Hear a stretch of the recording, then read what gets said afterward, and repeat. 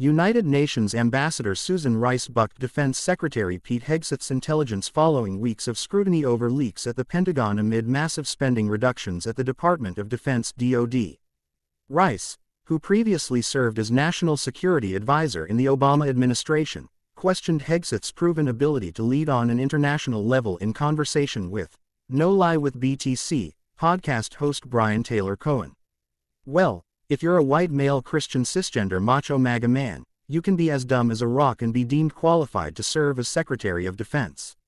That's apparently what we've learned from this episode," Rice said in the clip, highlighted by Mediaite. Her comments come after Hegseth was scrutinized for sending sensitive information in various Signal message threads. Past defense officials have raised concerns with his repeated use of an unsecured platform that may pose a threat to national security.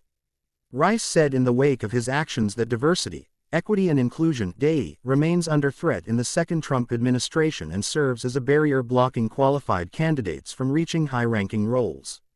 DEI has been used as a slur to suggest that anybody who might be a woman, might be a person of color, might be a religious minority, might have a disability, might be a veteran of Native descent, anybody who has benefited in any way, shape, or form from the notion that we all should be treated equally and that we should be viewed on the basis of our merits and not discounted because we happen to be a woman or happen to be a person of color, Rice told Cohen.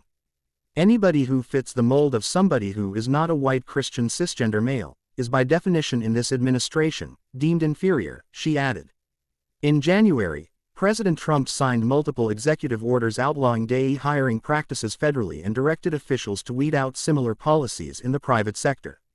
As a result, corporations have rolled back DEI policies, and the country's top defense leaders were removed from their posts.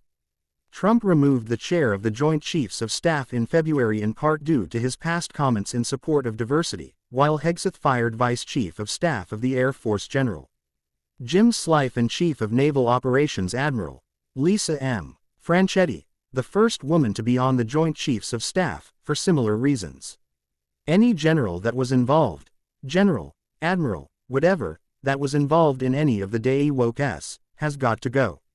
Either you're in for warfighting, and that's it. That's the only litmus test we care about, Hegseth said during a podcast interview prior to his appointment.